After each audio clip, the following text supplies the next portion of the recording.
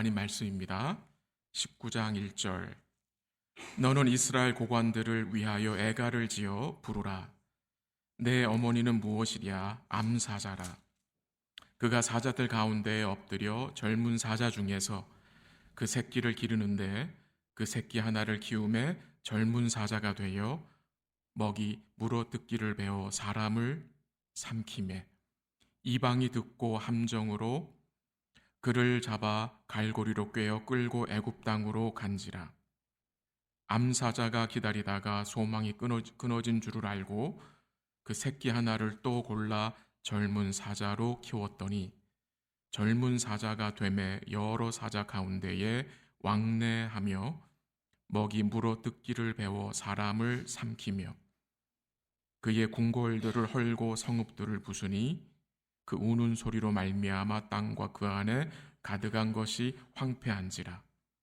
이방이 포위하고 있는 지방에서 그를 치러 와서 그의 위에 그물을 치고 함정에 잡아 우리에 넣고 갈고리를 꿰어 끌고 바벨론 왕에게 이르렀나니 그를 옥에 가두어 그 소리가 다시 이스라엘 산에 들리지 아니하게 하려 함이라.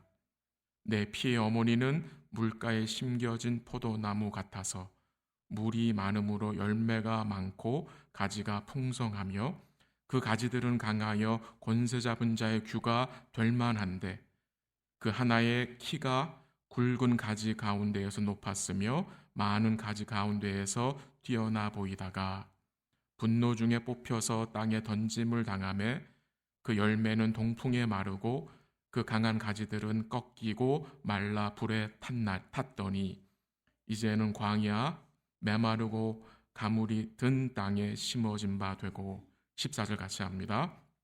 불이 그 가지 중 하나에서부터 나와 그 열매를 태우니 권세 잡은 자의 규가 될 만한 강한 가지가 없도다 하라. 이것이 애가라. 후에도 애가가 되리라. 아멘. 제가 계속해서 이 에스겔서를 우리가 보고 있습니다. 하나님께서는 그의 말씀을 듣지 않는 이 유다 백성들에게 여러 가지 방법으로 말씀을 하셨습니다. 수수께끼와 비유를 통해서 말씀하셨고 또한 그들의 잘못된 속담을 바로 고치심으로 말씀하셨고 오늘 본문에서는 하나님이 무엇을 통해서 말씀하셨습니까? 애가를 통해서 말씀하셨습니다. 애가. 하나님은 에스겔 선지자에게 이스라엘 고관들을 위해서 왕족들을 위해서 왕자들을 위해서 애가를 지어 부르라고 했습니다. 이 애가라는 말은 슬픈 노래라는 말이죠. 성경에 보면은 여러 편의 애가가 나오는데 그 대표적인 것은 예레미야 애가서입니다. 레멘테이션입니다. 예루살렘의 멸망을 보며 예레미야 선지자가 슬픈 노래를 부른 것이 바로 예레미야 애가입니다. 사무엘하 1장에 보면은 다윗의 애가가 나오는데 이 다윗은 사울 왕과 요나단의 죽음 소식을 듣고 슬픈 노래를 부른 내용이 나옵니다. 그래서 이 애가는 보통 장례식이든지 아니면은 가족이나 이웃이 죽음을 당했을 때에 부르는 노래입니다. 이제 에스겔 선지자의 심정을 한번 생각해 보십시오. 그 당시 에스겔 선지자가 유다 백성들에게 이스라엘 고관들에게 이 애가를 부를 때에 이 백성들과 고관들은 아직 죽지 않은 상태였습니다. 살아있는 사람들에게 이 애가를 부른 것입니다. 만약에 제가 우리 성도들 앞에서 우리 성도들의 죽음을 슬퍼하는 노래를 불렀다면 여러분 어떤 마음이 드시겠습니까? 하나님께서 이 에스겔 선지자를 통해서 이 애가를 이스라엘 백성들에게 유다의 고관들에게 부르라고 명하신 의도가 무엇이겠습니까? 하나님 이 애가를 통해서 이 백성들이 범죄하여 죽게 될 것을 말씀하신 것이고 또한 이 애가를 통해서 이 백성들의 죄악을 들춰내신 것이고 또한 하나님 이 애가를 통해서 이 백성들이 자기들의 죄악을 깨닫고 주께로 돌아오기를 원하신 것입니다.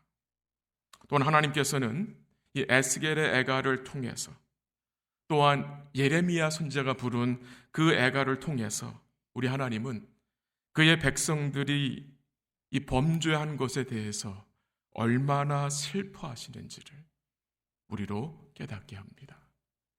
이 애가는 단순히 한 선지자의 애가가 아니라 이 에스겔 선지자의 애가는 곧 우리 하나님의 마음, 하나님이 이 백성들이 범죄한 그 죄 가운데 있는 것에 대한 슬픔을 이 에스겔 선지를 통해서 이제 드러내신 것입니다.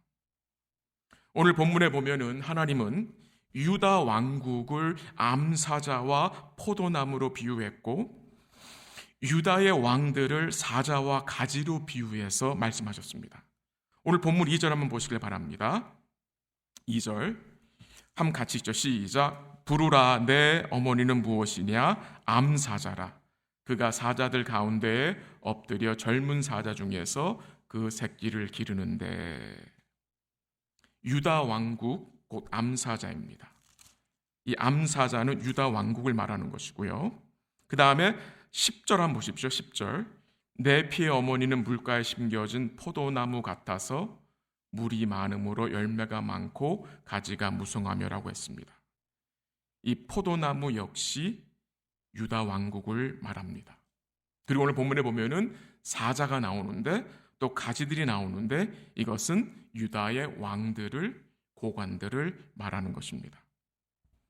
왜 하나님께서 또 에스겔을 통해서 이 유다 왕국과 이 유다의 이 왕들을 사자로 비유해서, 포도나무로 비유해서 말씀을 하셨을까? 여기에 대한 배경이 창세기 49장에 나옵니다. 창세기 49장에 보면은 하나님이 야곱을 통해서 그의 자녀들을 축복할 때에, 유다를 축복할 때에 사용하신 두 비유가 바로 이 사자와 포도나무였습니다. 우리 한번 가보기를 원합니다. 창세기 49장 같이 한번 가보죠. 한 손은 에스겔 19장에 끼워 놓으시고 창세기 49장 가보세요. 78면 49장 9절 한번 가보시기 바랍니다. 9절 한번 같이 읽습니다. 시작. 유다는 사자 새끼로다. 내 아들아 너는 움킨 것을 찢고 올라갔도다. 그가 엎드리고 웅크림이 수사자 같고 암사자 같으니 누가 그를 범할 수 있으랴. 이 유다를, 그의 자손들을 어디에 비유했습니까? 사자 새끼에 비유했습니다. 수사자 같다, 암사자 같다라고 했고요. 9절 마지막에 뭐라고 그랬습니까? 누가 그를 범할 수 있으랴. 무슨 말입니까? 유다의 후손들은 강한 지파가 될 것을 말씀하신 것입니다. 그리고 10절 가보시죠. 10절 창세기 40장 10절 같이 읽습니다. 시작. 규가 유다를 떠나지 아니하며 통치자의 지팡이가 그 발사에서 떠나지 아니하기를 실로가 오시기까지 이르니니 그에게 모든 백성이 복종하리로다. 뭘 말씀하세요? 규가, 이 규가 뭡니까? 왕의 지팡이입니다. 통치자의 지팡이가 유다를 떠나지 않기를 실로가 오시기까지 한답니다. 이 실로를 다른 말로 하면 메시아입니다. 메시아가 오실 때까지 유다의 통치자가 끊이지 않을 것을 하나님이 야곱을 통해서 말씀을 하셨습니다.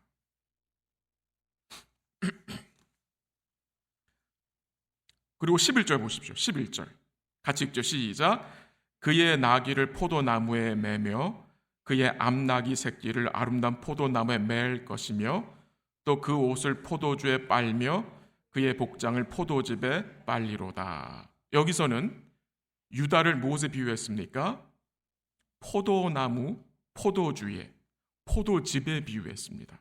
근데 재미있는 것은 이 유다 백성들이 옷을 어디에 빤댑니까? 포도주에 빤대요. 포도즙으로 빨래를 한답니다. 이것은 진짜로 그들이 포도즙에 빨래를 한다는 의미가 아니라 하나님이 유다의 후손들을 뭐 하실 것을? 축복하실 것을 말씀하신 것입니다. 두 가지, 사자의 비유로 그들의 강함, 또한 그들에게 통치자가 계속해서 나타날 것을 약속하셨고, 또 포도나무, 곧 포도주 비유로, 포도나무 비유로 유다의 후손들이 하나님의 은혜로 풍족할 것을 약속하셨습니다.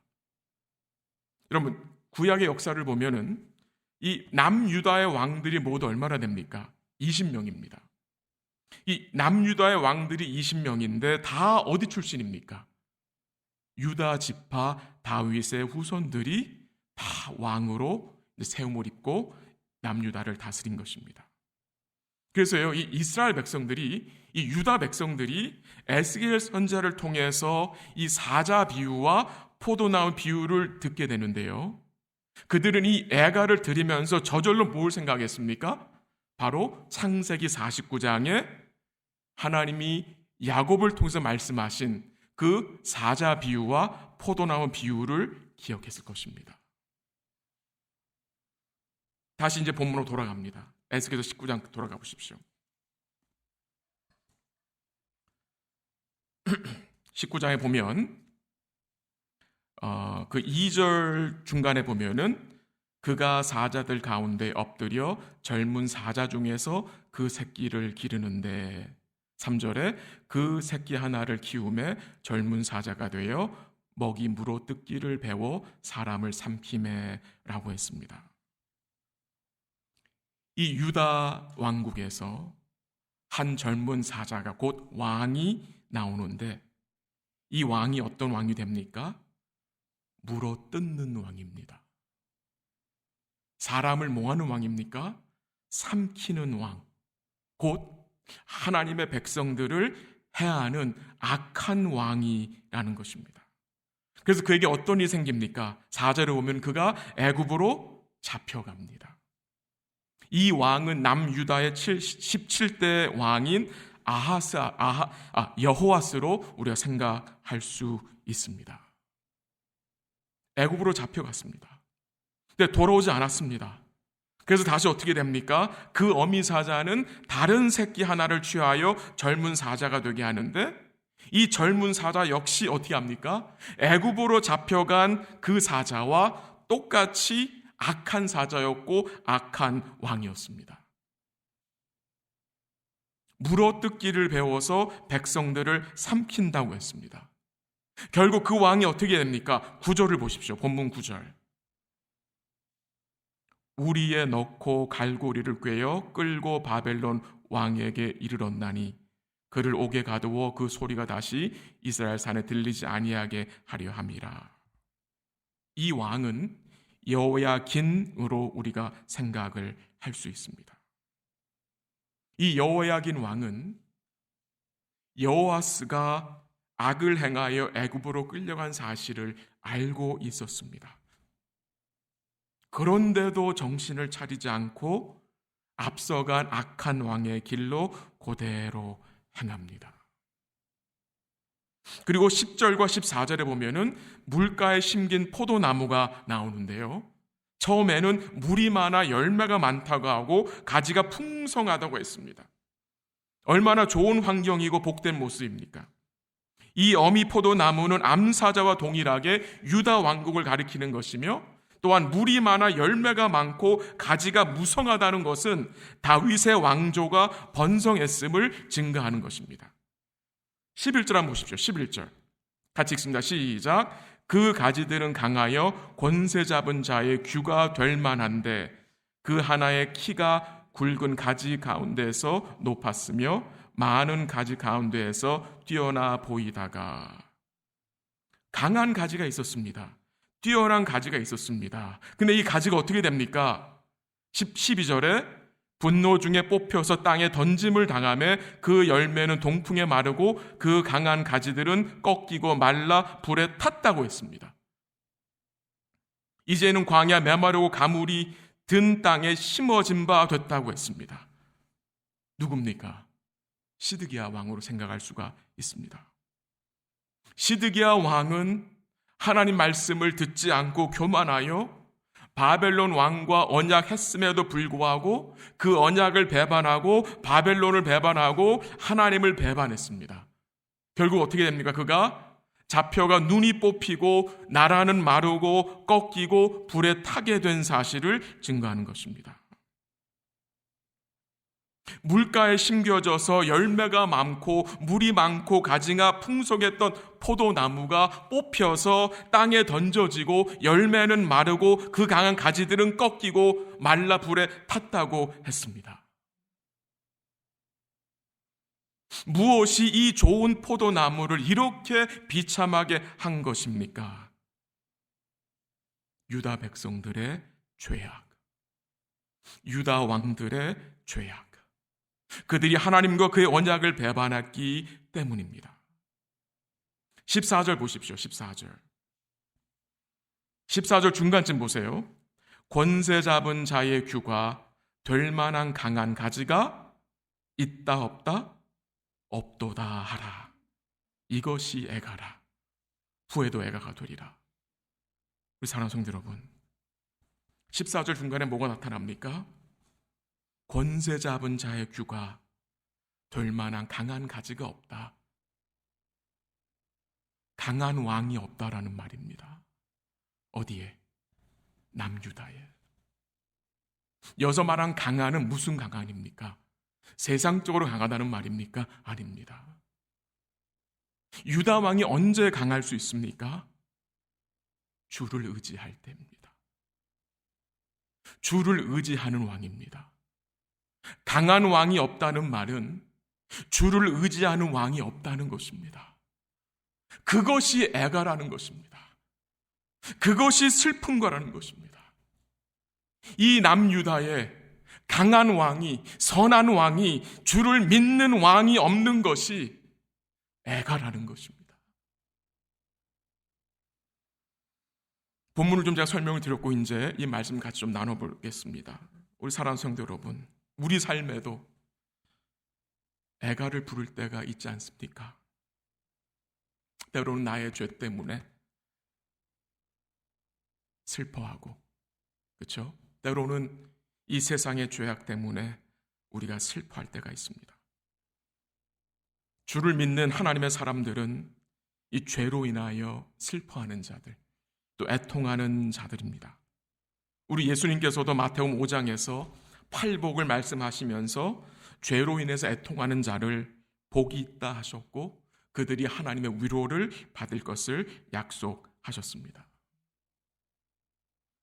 또 우리 사랑하는 성도들은, 우리 예수를 믿는 성도들은 애가를 부를 때가 있지만 우리의 애가는 소망이 포함된 애가입니다. 그냥 우는 것이 아닙니다. 그냥 슬퍼하는 것이 아닙니다. 그 슬퍼함에, 그 애가 속에 주를 믿는 성도는 소망이 담겨져 있습니다. 예레미야 선지자가 예루살렘 성전이 불타는 것을 보고 예루살렘 성이 무너지는 것을 보면서 애가를 불렀습니다. 근데 그가 그 멸망을 보면서 어떤 노래를 하는지 아십니까? 제가 한번 읽어드리게 들어보세요. 예레미야 애가 3장 22절 24절입니다. 여호와의 인자와 국률이 무궁하심으로 우리가 진멸되지 아니함이니이다. 이것들이 아침마다 새로우니 주의 성실하심이 크도소이다. 내 심령에 이르기를 여호와는 나의 기업이시니 그러므로 내가 저를 바라리라 하도다. 예루살렘 성이 무너지고 예루살렘 성전이 불타 없어진 그 현실은 슬픈 현실입니다. 안타까운, 정말 괴로운 현실인데 그 와중에서도 에레미야가 뭘 기억합니까? 여호와의 무궁하신 인자와 국률이 함께 하심으로 우리가 완전히 진멸되지 아니할 것이다. 성이 불타가고 성읍이 무너지는 가운데도 주의 신실하심이, 주의 성실하심이 크시기 때문에 주께서 우리에게 은혜를 베풀어 주실 것을 고백하면서 슬퍼했습니다. 예레미야의 애가에는 반드시 뭐가 있었습니까? 주를 바라봄이 있었습니다. 소망이 있었다는 사실입니다. 이것이 성도의 애가입니다. 우리가 이 땅을 살며 슬픈 일 만납니다. 그리고 우리는 또 울 수 있습니다. 또 울어야 합니다. 근데 그 울음 속에는 우리 주님으로 인해서 소망이, 회복이 포함되어 있는 것입니다.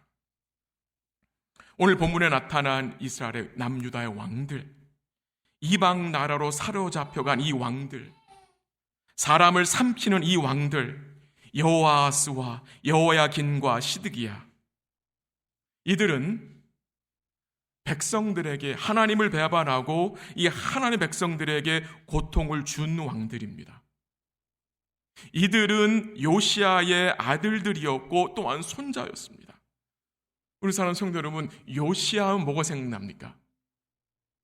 그래도 남유다의 왕들 중에 요시아 하면 뭡니까? 선한 왕으로, 믿음의 왕으로, 남유다의 왕 중의 왕으로 손꼽히는, 그는 하나님 앞에서 정직하게 행하는 왕이었습니다. 근데 참 마음 아픈 현실이 무엇입니까? 이 아버지의 뒤를 쫓아서 이 요시아의 후손들이 신앙의 길을 가지 않았다는 것입니다. 이 여호아스와 이 여호야긴 그리고 시드기야, 이들은 신앙의 가치관을 가지고 살지 않았다는 것입니다. 참으로 큰 비극이 아닐 수 없습니다. 우리 사랑하는 성도님들, 우리를 포함해서 우리의 후손들이 이 믿음의 가치관을 가지고 하나님 앞에 정직하게 행하고 하나님의 나라를 위해서 사는 거룩한 믿음의 후손들이 될 수 있도록 여러분 기도하시고, 계속 그들에게 복음의 가치관을 잘 전해줄 수 있는 우리 교회와 우리 성도들이 될 수 있기를 간절히 기도합니다. 오늘 제가 설교 서두에서 언급한 창세기 49장의 내용, 하나님이 야곱을 통해서 유다 족속에게 약속하신 것, 그 약속하신 것이 여러분 어떻게 된 것입니까?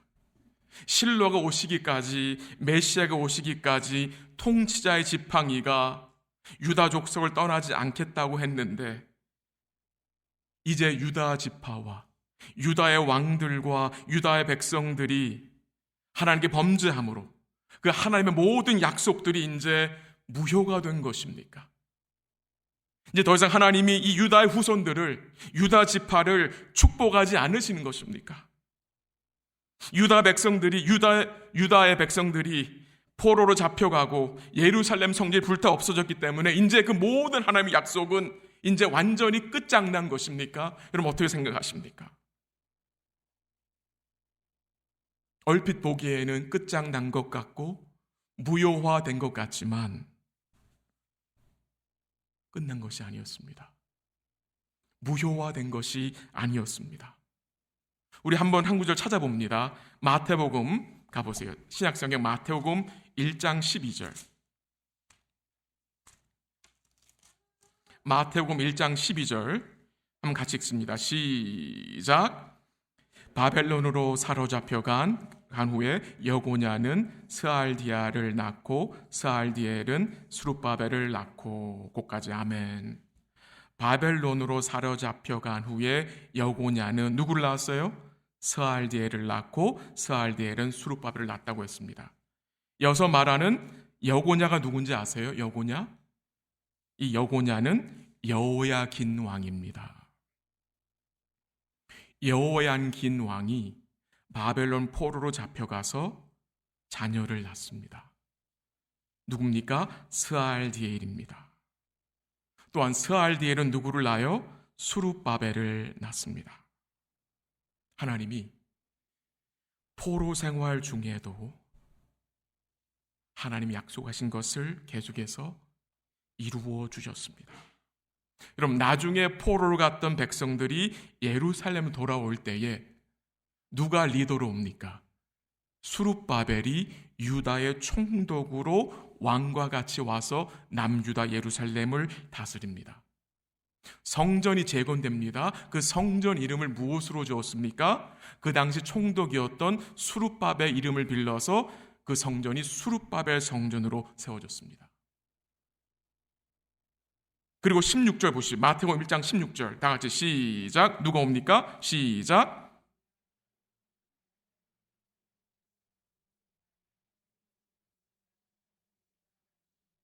아멘. 그 유다의 후손으로 누가 나셨다고요? 예수 그리스도가 나셨다고 증거합니다. 무슨 말입니까?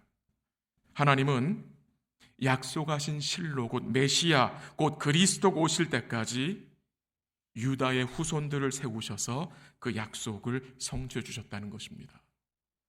우리 사랑하는 성도 여러분, 우리가 애가를 멈출 수 있는 유일한 길이 무엇이겠습니까?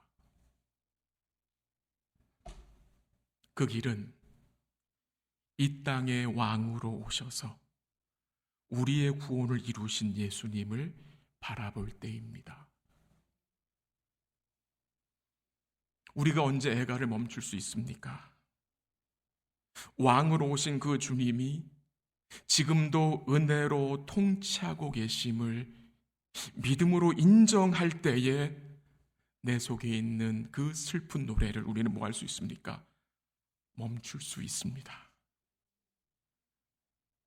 애가가 참된 소망으로, 슬픔이 참된 기쁨으로 바뀌어질 수 있는 유일한 길은 왕으로 오셔서 우리를 구원하신 그 예수님을 의뢰하는 길, 그게 유일한 길입니다. 세상을 보면 애가를 그칠 수가 없습니다. 이 세상의 사람들을 보면 이 슬픈 노래를 우리는 그칠 수가 없습니다. 오직 예수님뿐입니다. 우리 한 구절만 더 가볼까요? 계시록 가보십시오. 신약성 제일 마지막 계시록 5장 5절입니다. 요한계시록 5장 5절.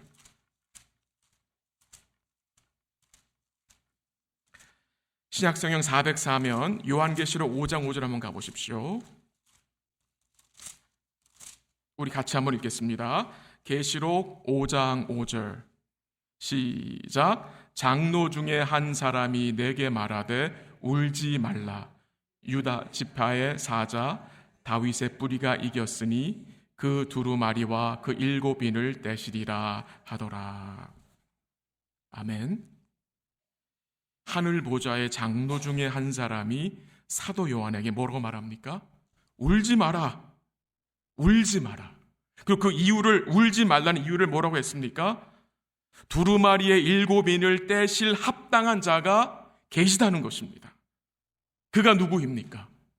두루마리를 펴시고 그 7인을 떼실 그 모든 권세와 능력을 가지신 그 합당한 자가 누구입니까, 여러분? 그 5절에 나오는 누구예요? 유대 지파의 사자, 다윗의 뿌리, 누굽니까?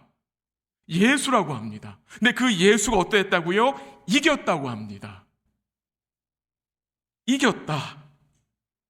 그냥 울지 말아라. 유대 지파의 사자가 누구며 이 다윗의 뿌리가 누구입니까? 예수님입니다. 그가 뭐 하셨다고요? 이겼다고 합니다. 무엇을 이겼습니까? 그가 세상과 죄와 죽음과 사탄을 이겼기에 그와 연합한 자는 이긴 자이기 때문에 울지 말아라. 그 다윗의 사자, 그 다윗의 뿌리에서 온 자가 하늘과 땅의 모든 권세를 소유한 너희의 전능하신 왕이기 때문에 울지 말아라. 증거하는 것입니다. 우리가 언제 울음을 멈출 수 있습니까?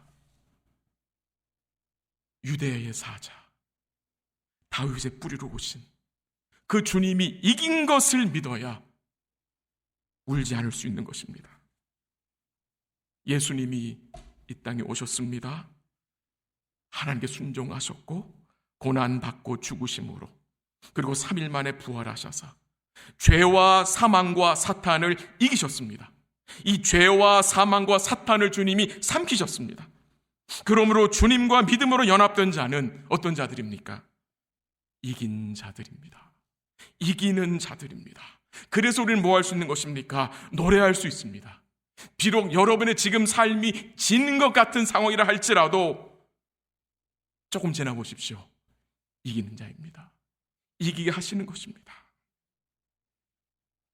제가 어렸을 때에 우리 아버지께서 기분이 좋으실 때 가끔씩 부르신 노래가 있어요. 홍도야 울지 마라. 우지 마라. 우지 마라죠.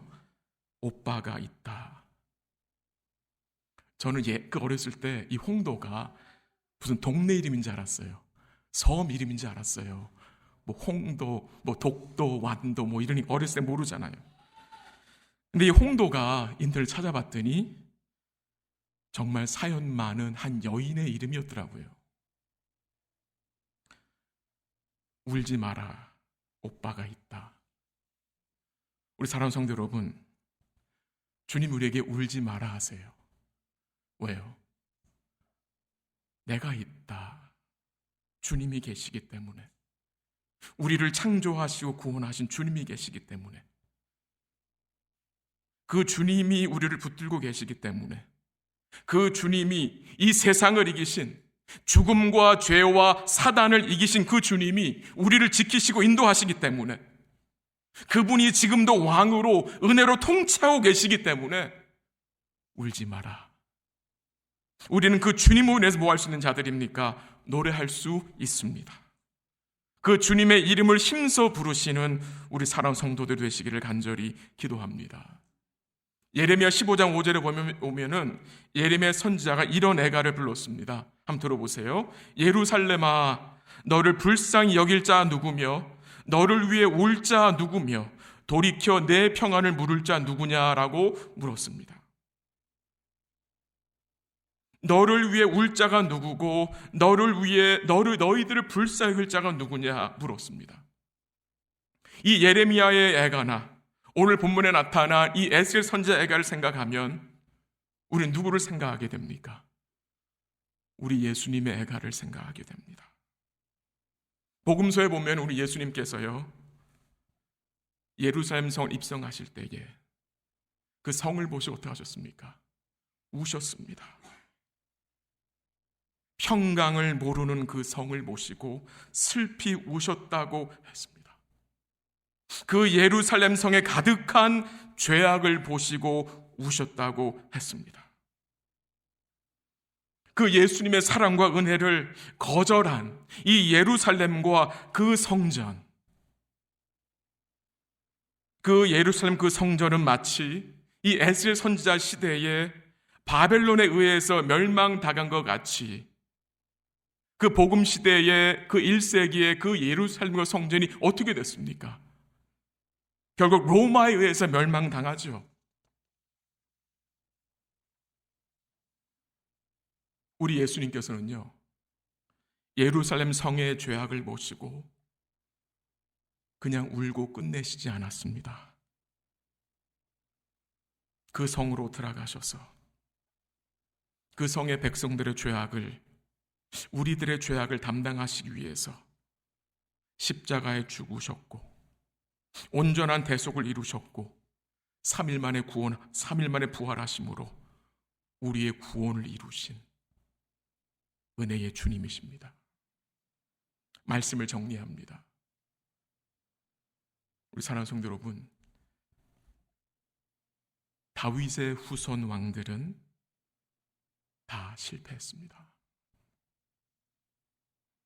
그러나 겸손의 왕으로 오신 우리 예수님은 승리하셨습니다. 그 주님이 우리의 애가를 찬송으로 바꾸어 주셨습니다. 저는 믿습니다. 우리 사랑하는 성도 여러분, 이제 우리들은 어떤 자들인지 아십니까? 끝까지 찬송할 수 있는 자들입니다. 왜 그렇습니까? 우리에게는 왕이 계시기 때문에. 그 왕이 어떤 왕입니까? 우리를 물어뜯는, 우리를 삼키는 왕이 아니십니다. 우리를 위하시는 왕이십니다. 어느 정도로 위하셨습니까? 우리를 구원하시기 위해서 자신의 생명을 내어주신 은혜와 긍휼과 사랑의 왕이시기 때문입니다. 그 왕이 오늘도 우리를 친히 은혜로 통치하십니다. 그 왕을 바라보셔야 오늘 우리 마음속에 있는 애가들을 멈출 수 있습니다. 이 땅에 사는 날 동안 우리들은 애가를 불러야 할 때가 있어요. 애가를 불러야 하는 날을 만날 수 있습니다. 근데 말씀드렸죠, 성도의 애가는 주님으로 인하여 소망이 포함된 애가라고 했습니다. 조금만 기다리십시오. 조금만 지나면 우리 사랑하는 성도 여러분, 애가가 없는 곳, 슬픔이 없는 곳, 죄가 없고 고가는 것이 없고 사망이나 아픔이 없는 곳으로 우리의 왕이 우리를 뭐 하실 것입니까? 인도하실 것입니다. 그렇기 때문에 우리는 그날까지 우리 은혜의 왕을 바라보고 그 은혜의 왕으로 인하여 여러분 이번 한 주간도 기뻐하시고 춤추시고 감사하시고 그 왕의 통치에 우리 사랑하는 성도들이 복종하는 복되고 아름다운 삶을 사시기를 주의 이름으로 간절히 기도합니다. 기도하겠습니다. 하나님 아버지 감사합니다. 우리가 예수님을 통해서 세상적인 애가를 멈출 수 있습니다. 우리 예수님 때문에, 우리의 왕 때문에, 그 왕의 은혜로운 통치 때문에, 그 왕의 사랑과 긍휼 때문에 우리는 어떤 상황 속에서도 주를 바라보고 그 주님으로 인하여 이제 찬송할 수 있는 자들임을 기억하게 하옵소서. 하나님 아버지, 유다의 자손으로 유다의 사자로 오신 이 예수님께서 이미 구원을 이루셨고 그가 부활하심으로 죄와 사망과 사단을 삼키셨다는 사실, 이기셨다는 사실을 기억하고 우리 사랑하는 성도들이 한 주간도 이기신 주를 의지하여 우리 삶 속에서 만나는 모든 일들을 믿음으로 통과하며 승리하며 사는 복된 삶을 살 수 있도록 주님 도와주시고 인도하여 주시옵소서. 감사하며 예수님의 이름으로 기도합니다. 아멘.